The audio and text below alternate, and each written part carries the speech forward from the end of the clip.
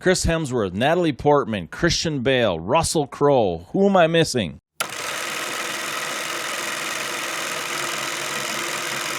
Movies. The average person can be inspired by them. They can make us laugh.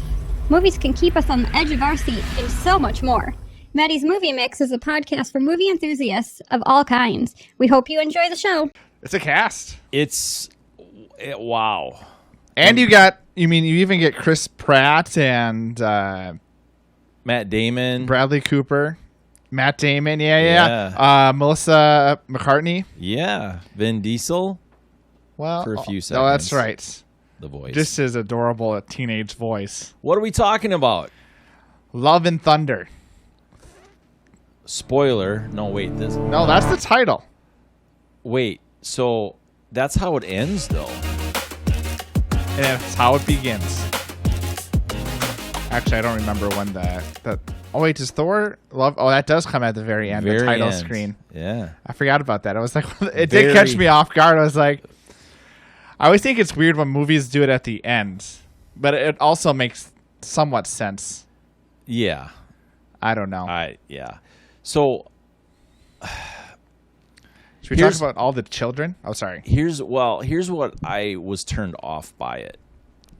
They have, so this is the fourth Thor. Fourth. Only Marvel film to get a fourth movie outside of Avengers. Right.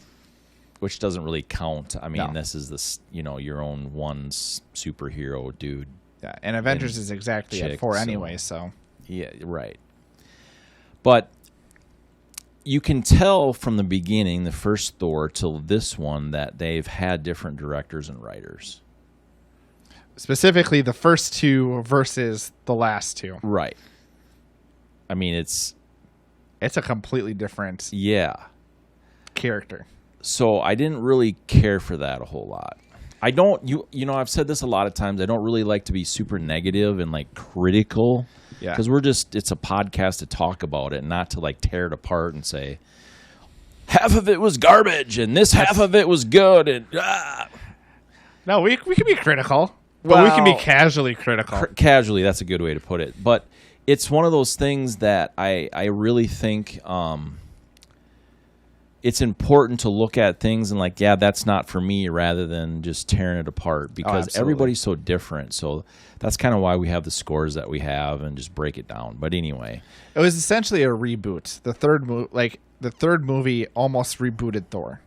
Right. Because both Chris Hemsworth was not excited about his character and how it was being portrayed, because it didn't allow him the freedoms that he wanted to do with the character. Right. And so it's one of those things where Marvel hasn't started from scratch with any of the characters yet. They've just always built on what's already been established. The closest thing we have to a reboot, I think, is the Thor franchise when it transitioned from the second to third movie. Sure. So, I think, in my mind, that's how I view it with Thor's character, because you're right. It's almost not the same character. I mean, you have all the same characters and the same people playing those characters. Right. But completely different. It's a lot of joking, and it was funny, and we'll get to the scores and what I thought in particular there, but I was like, one of the things was like, well, there's some serious moments here, and they're trying to make a joke of it. I don't know. I have a hard time with that with Marvel films. Sometimes there's too much humor. Right. But like with the Avengers, there was like a couple of them were trying to be humorous with the situation. The other ones took it the weight of it, right? The serious weight of the situation. Yep. And that definitely helps. Right. But where this one was like pretty much all just laugh, light. Well, same with Ragnarok. Yeah, no, right. So this one was worse, I think.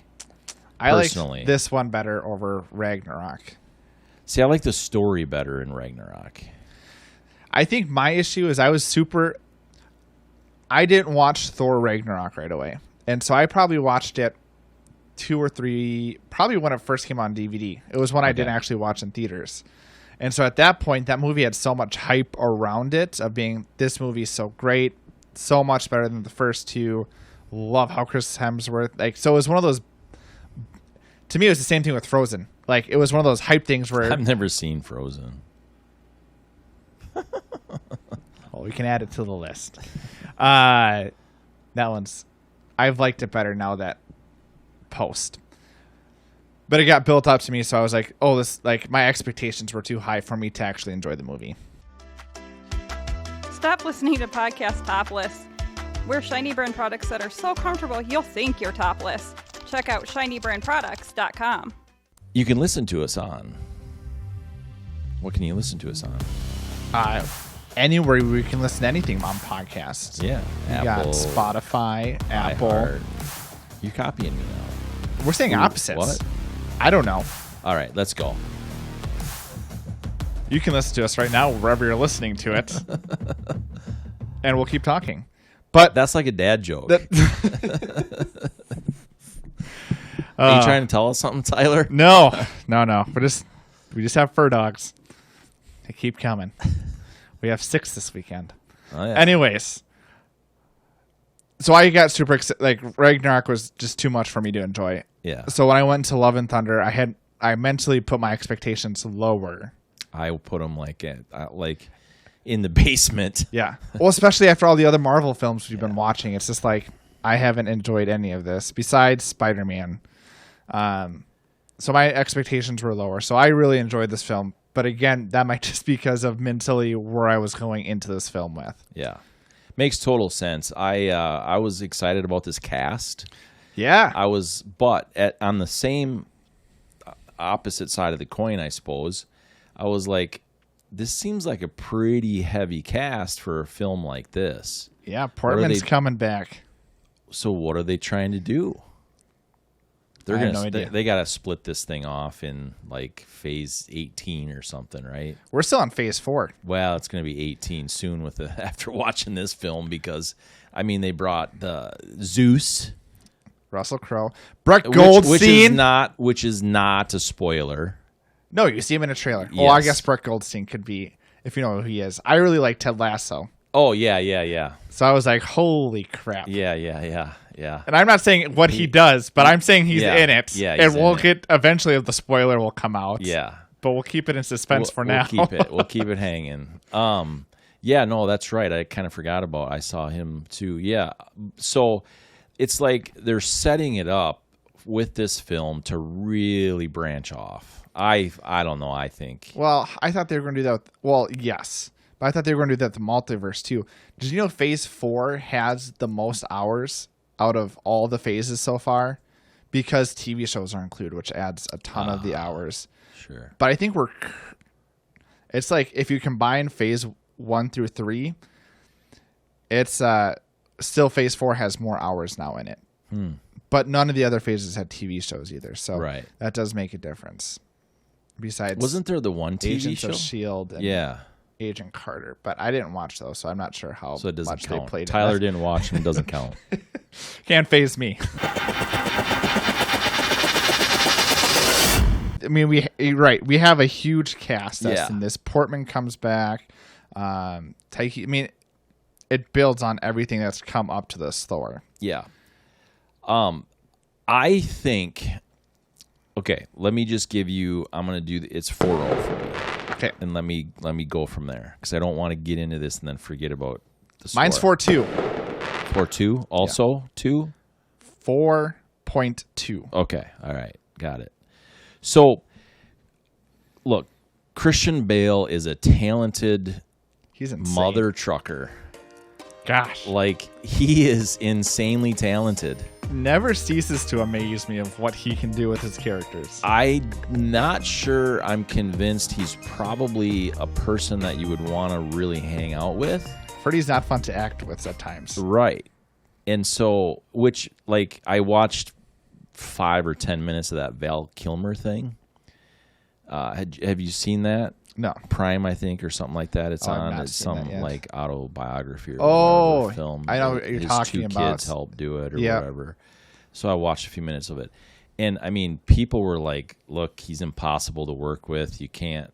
He's a method actor. Right. Yeah. So I feel like Christian Bale's got to be like on massive steroids in comparison to Val Kilmer. Yeah. Not diminishing Val Kilmer's talent, but boy, does Christian Bale get into it. Gosh. I mean, how... He sold Gorr. Yeah. Like I'm like, I wanted more of him in it. Right. I'm like, is this actually? Is he it? Yeah. is this all I real? Care about. Yeah. I mean, like, wow. His mannerisms, phenomenal. The way he moved around, the way from the beginning with his daughter losing the weight, which he's done before. Cannot be healthy. What he does to his body. No. Gosh. Yeah. So with that, I mean, he did a great job coming into this cast that had already worked together at least a couple times, or a few of them at least. So, that was impressive. You didn't see anything on screen that would have tipped it one way or the other as far as like he's way over the top with this. And it was a glorious blend. Yeah, I mean, it was super. And the only thing I didn't really care for why it's a 4 is you could tell the director was this his first Thor? Taika? No, this is his second. Second one, okay. There was some things though that seemed off balance with some of the scenes. I can't remember now what it was, but I remember thinking at the time like there was a lot of flashbacks, or not flashbacks, but like it was flashbacks because they had to fill in holes between Jane and the stories. Maybe that's what it was, but I try not to take notes. I try to just enjoy it. And like this is a chat, especially in the theater. Yeah, you can't right. It's so I guess there was some of that just felt a little bit like I don't know, this is off. But they did a great job. Yeah, they really did a great job as actors. Yeah, it was for how many people were in the movie. Like even going into the beginning with the Guardians of the Galaxy, branching off. That was fun. Thor's doing his own thing. I mean, that's still a dynamic you have to work with. You got two whole different groups. I mean, Guardians of the Galaxy is a dynamite cast, and then you have him now with some of the Thor characters. And granted, it was only like 10 minutes of the movie. So that was cool to see. You got all the gods, including Zeus. So I just really enjoyed it. There was not a lot. I wish they did such a good job of establishing Gorr as a character at the beginning and where his motives were. I wish we would have seen him take out more gods, because you only see him take out the one that he was praying to. Right. And then you see when they're in the Guardians of the Galaxy ship, you see the distress signals. Like the distress signals that like the aftermath type. Yeah. No, that's a good point. It would have been cool to see him do more. And it was fun when the new Asgard scene that he was in, taking all the children. But I do wish there was more with him because he did such a good job. Yeah. Chris Hemsworth said he is his favorite, and maybe it's biased because it's still Thor, but he's his favorite Marvel villain. And I would tend to agree. Hands down. Yeah. I mean, Green Goblin, I guess. That's true. I mean, but technically I know. Yeah, for being well, I guess he was in No Way Home, and he was phenomenal in that. So that would be a toss-up. Yeah. For me, but I mean, the thing to think about with that is Gorr is the only established villain in this, so he has to carry the weight of that.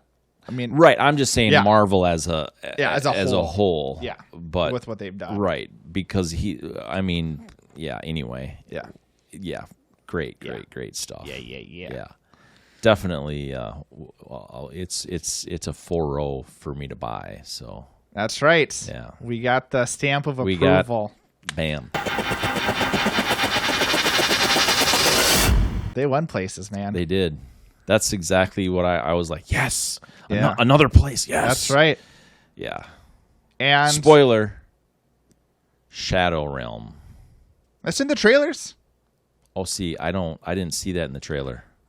Hashtag remove spoiler. I guess they don't actually talk about it being the Shadow Realm, but you see Gorr's character just being black and white. Yeah. Which is a shadow. I guess I didn't see that realm. trailer. I saw one trailer, actually. It's not a universe. It's a realm. Right. Which is a realm. Yeah. Now, differentiating realms, universes. Yeah, exactly. Multiverses. Yeah. That's right. Yeah. I'll say lazy writing when they get into that kind of stuff. Multiverse stuff. You can do whatever you want then. That's right. I'm like, that's... Once you get to time travel, I'm like, I'm done. I hate time travel. I know. Unless it's the only plot point of the movie. Right. Right. Yeah. And then they explain the stupid like time travel, and then they mess it all up. That's right. And it's like just change things from the past. Yeah, it's nah. But they didn't do that in Thor. No, they didn't. At least not this movie. Back on track. I gave this a 4.5. Yeah. It's I mean some very like, oh, this could never be real stuff, which is great. Which is what you're supposed to see in a movie like this. And then though they're on Earth.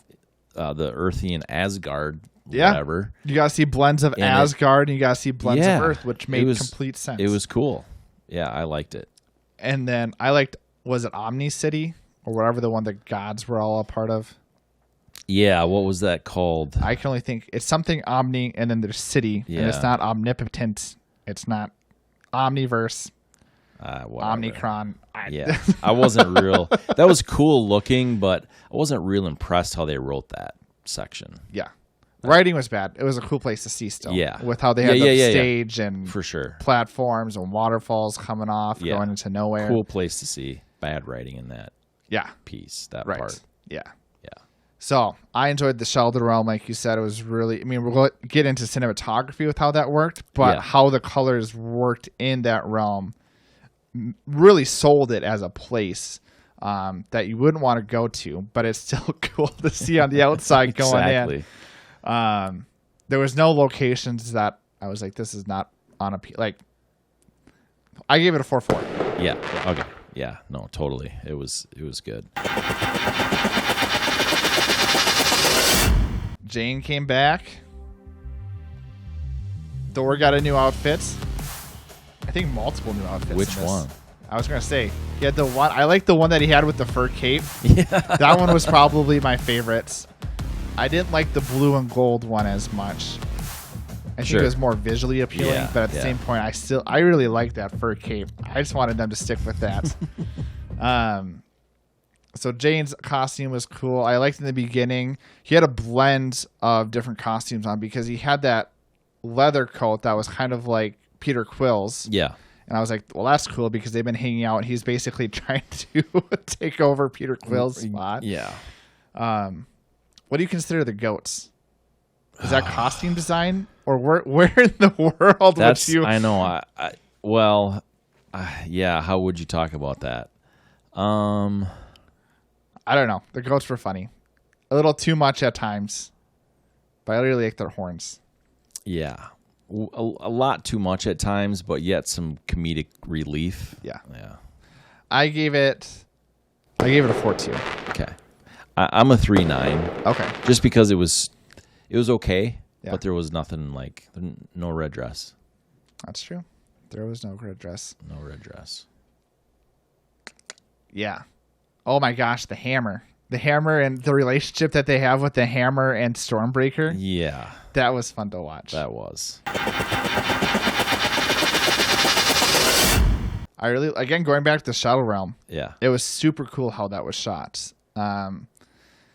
Again, the idea was it takes out all the saturation, living in the shadows. But then when Thor and Jane came in, and even when Valkyrie had the lightning bolt, and you see those lightning bolts form, and you could see those hues of colors, I was like, that's really cool. Yeah, they did a dynamite job on whatever it was, however they did that. Yeah. I agree.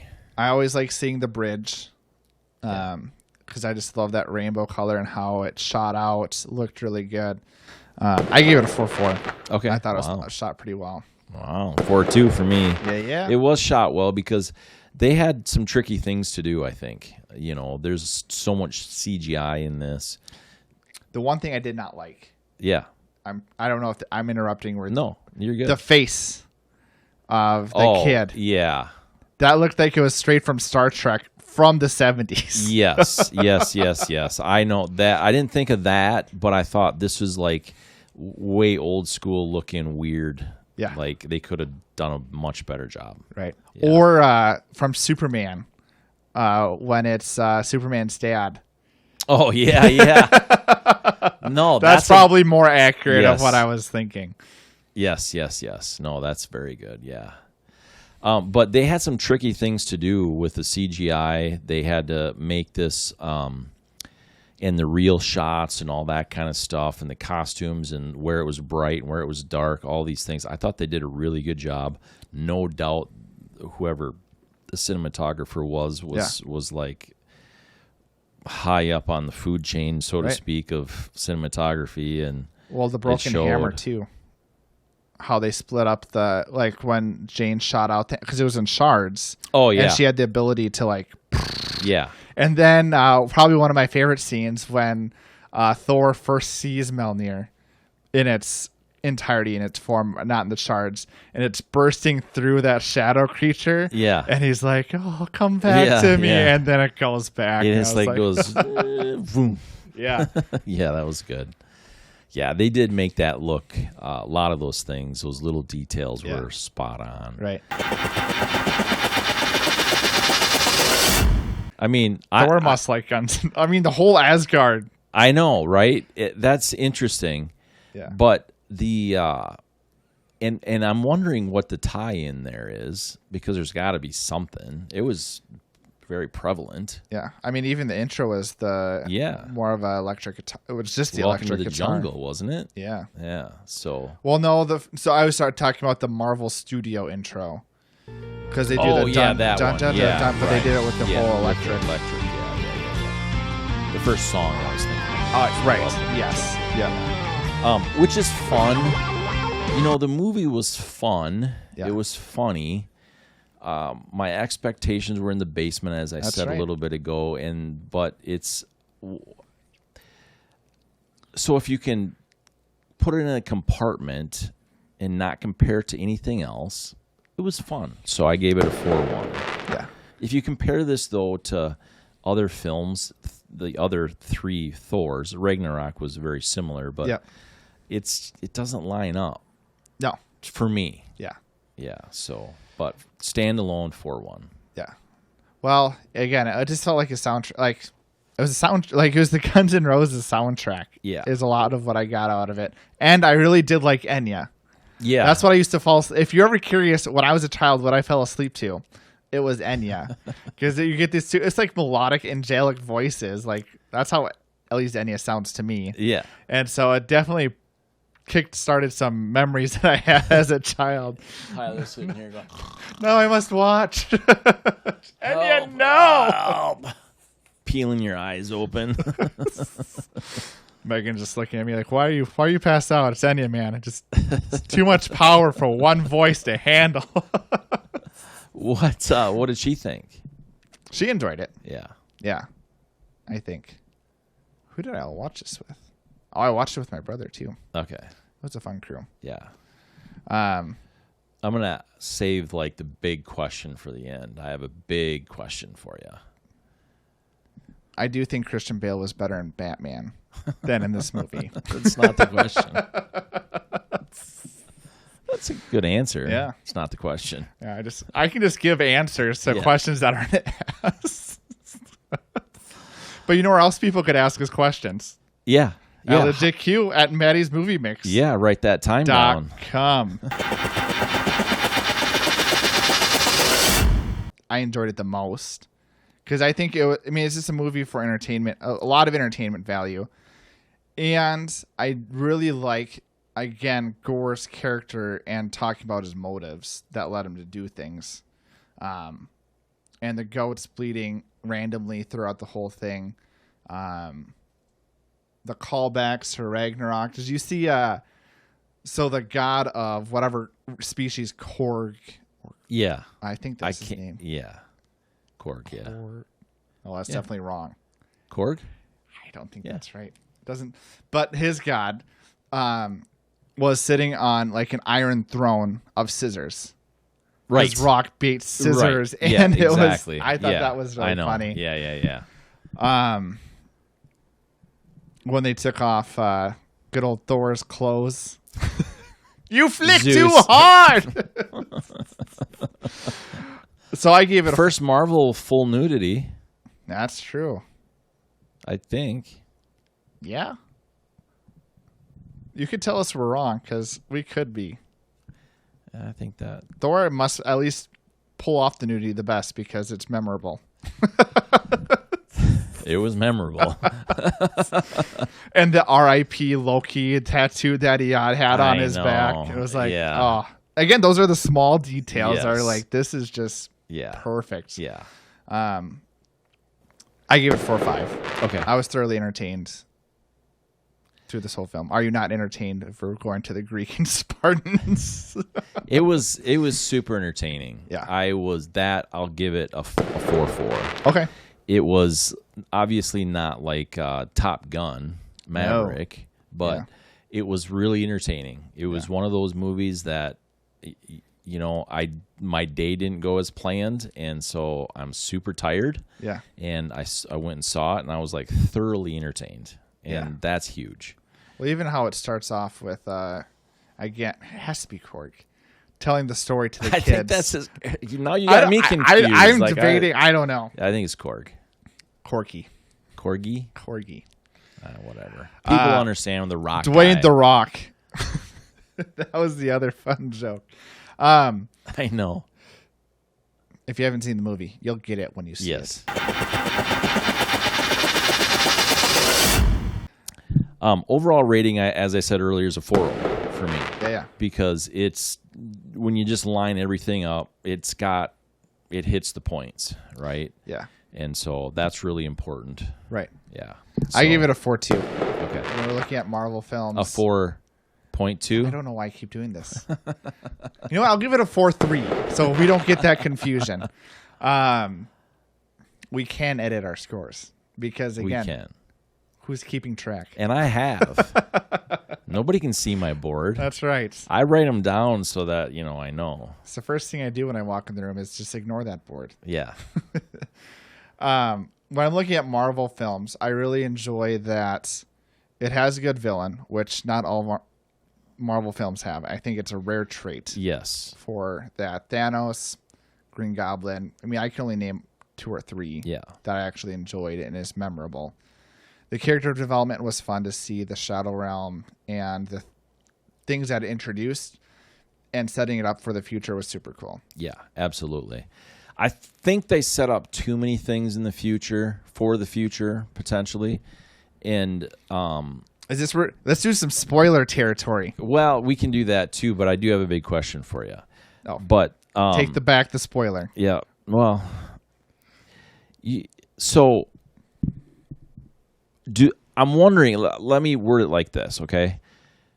Do they throw all that spaghetti on the wall and find out like what people are tweeting about and what they're, like, oh, this character would be great to make a movie. You know what I mean? Like, is that what they're trying to do?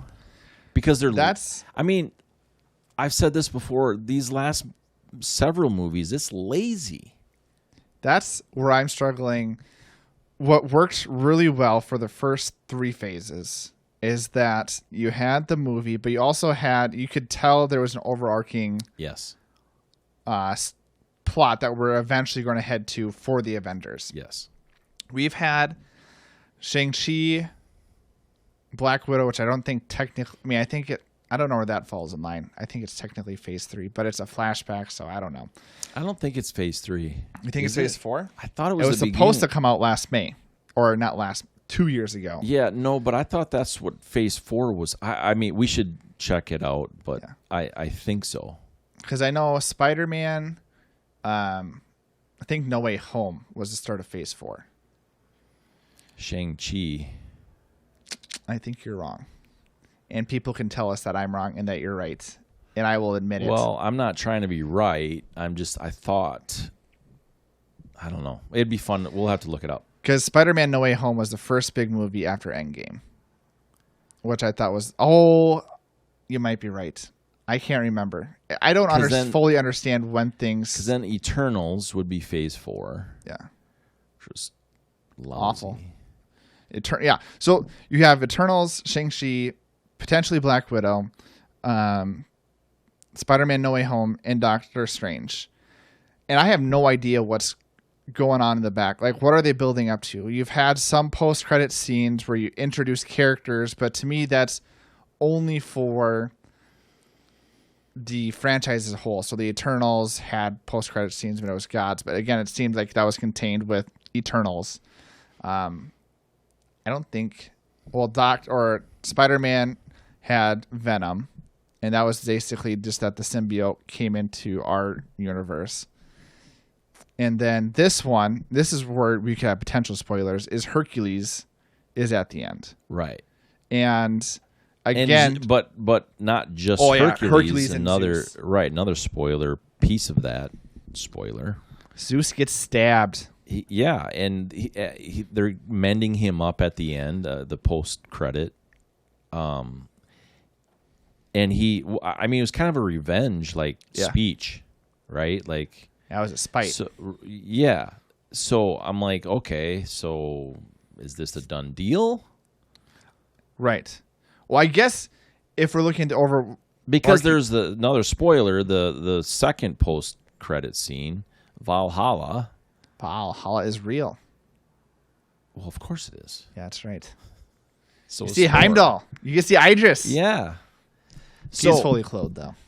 So it's a little confusing. Like you said, that overall arcing storyline, you could follow it. It made sense, and this stuff doesn't. So you have to compartmentalize it. Here's the big question.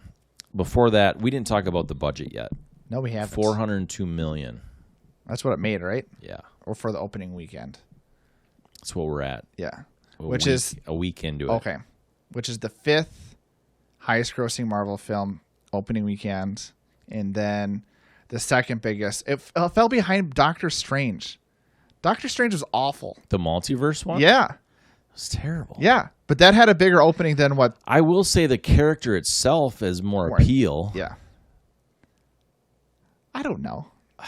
I think, yeah. Thor has a more of established... You have 4 movies. No, I know, but like that Doctor Strange. Yeah, I mean, I don't know. It's, yeah.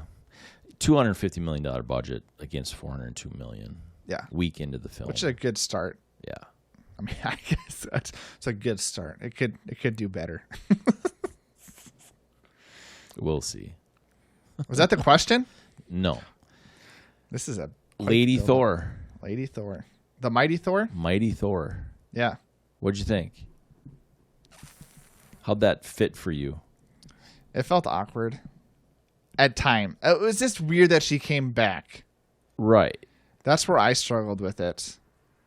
Is that she wasn't in the third movie. She wasn't in any of the Avengers. Right. And so all of a sudden, I mean, again, that's why they had to do a lot of the flashbacks, because they had to fill in why she wasn't there. Right. I like Nick Fury.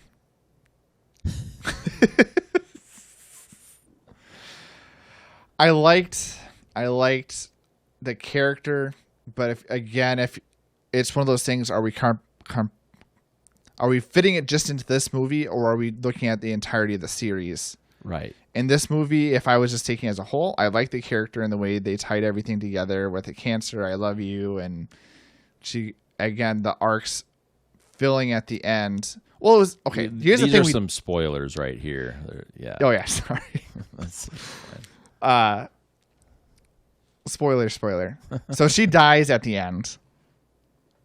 Because, of the hammer and the effects that it has, where she can't actually fight cancer anymore. Right. But to back up a little bit from there, the cancer was already getting her. The treatment wasn't working. Yeah. It wasn't even really slowing it down. Yeah. So there's that. Yeah. But anyway, yeah. So, and then... But the hammer sped it up, essentially. Yeah, exactly. Yeah.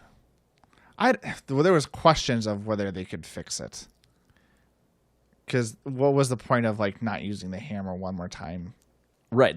It would drain her life force, essentially. She used it one more time. So she sacrificed herself for this greater good thing all the time. Yeah. But we even talk about how Love, the character, I forget what the actual name was. I don't remember now either. Was Chris Hemsworth's daughter.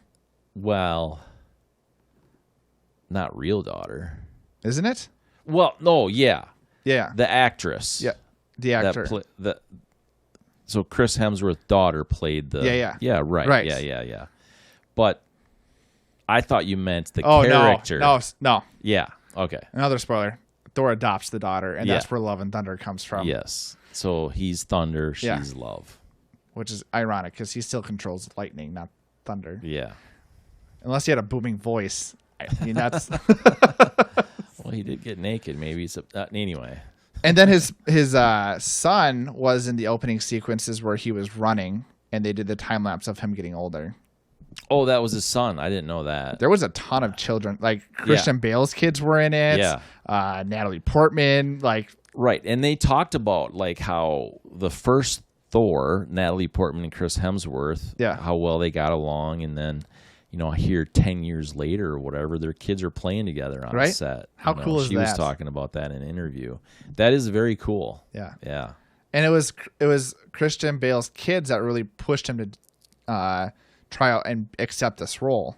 Oh, is that right? Yeah. Okay. Because he was content not doing any more superhero films after Batman. This isn't a superhero film. Well, he's a villain, but it's it's a superhero movie. Just messing with you. Your shorts. Okay, Bert. Bart, whatever. Bart. All right, Ernie. Whatever. You can tell I watched The Simpsons. Yeah, it was cool seeing people's kids. Yeah. But I don't think there's anything else I would if you have questions, comments, suggestions, and you probably should have signed remarks, send us an email. LegitQ@Manny'sMovieMix.com. Hammer the share button. Go ahead and hammer out a comment to us. Go ahead and hammer the like button. Go ahead and hammer the subscription button. Go ahead and hammer the notification bells, because you know what? That's the best way you can support us. We appreciate it.